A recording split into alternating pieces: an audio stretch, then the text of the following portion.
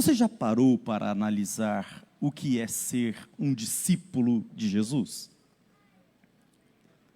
Você já estudou um pouquinho a estrutura da formação dos discípulos de Cristo? Em rápidas palavras, eu quero explanar para você. Ser discípulo de Jesus é como estar eternamente numa escola, mas uma escola que tem as mais diversas fases. A primeira fase na escola é a fase da alfabetização, sim ou não?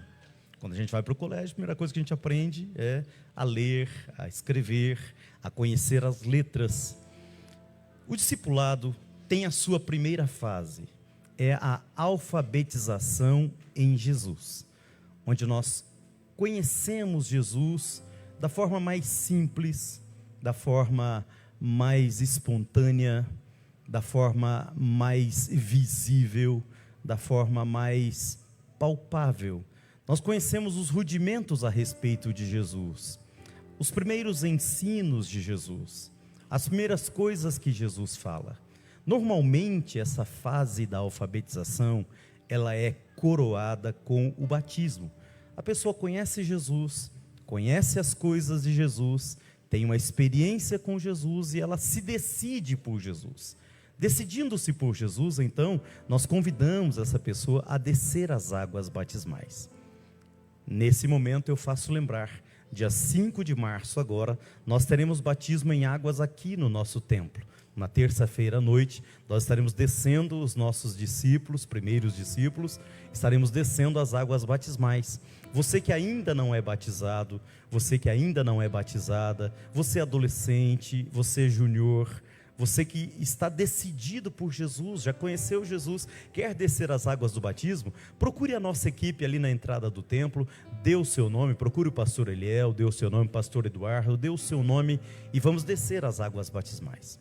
Mas depois que nós conhecemos a Jesus neste momento primário, nós começamos a formar Jesus dentro de nós, nascer Jesus dentro de nós, e nascer de um modo tal que nos transforme em algo cada vez mais parecidos com Jesus. É aquilo que o apóstolo Paulo diz, quando ele diz assim: meus filhinhos, por quem sinto as dores do parto, até ser Cristo formado em vós. Então é quando Cristo desabrocha dentro da nossa vida e começa a ocupar os espaços, e o principal espaço que Cristo ocupa na nossa vida é o espaço dos nossos valores, dos nossos princípios. Isso começa a ressignificar a vida para nós. Aquilo que nós achávamos que era certo, de repente você começa a perceber que não era tão certo assim. Assim como algumas coisas que você achava estranhas e até erradas, de repente você começa a perceber que em Cristo elas não são estranhas, elas são normais. Em Cristo elas são corretas, é o caminho certo a andar, é o caminho direito a andar. Vou dar um exemplo, o conceito de liberdade. Quando a gente não conhece a Cristo, a gente imagina que ser livre é fazer tudo que o mundo oferece. Mas quando você conhece Cristo e Cristo nasce dentro da tua vida, você consegue entender que ser livre não é fazer tudo que o mundo te oferece. Ser livre é exatamente poder fazer aquilo que a tua liberdade permite. É você poder ter o domínio completo da tua própria vida e não estar submetido a nada daquilo que o mundo te oferece. Ser livre é poder decidir sobre a sua própria vida, e Cristo vai nos ensinando a respeito da liberdade. A gente vai ressignificando os nossos valores, a gente vai ressignificando os nossos princípios. Aqui eu faço uma segunda parada. A formação dos valores, a formação dos princípios, ela acontece na vida dos novos discípulos, ela acontece na vida das nossas crianças, dos nossos juniores. Eles estão sendo formados, todos nós estamos. Agora, a fase áurea da formação dos valores é a infância, é a adolescência, é a fase de junior. Essa é uma fase muito importante. E importante salientar que na vida da pessoa adulta, o responsável pela formação dos seus valores somos nós mesmos.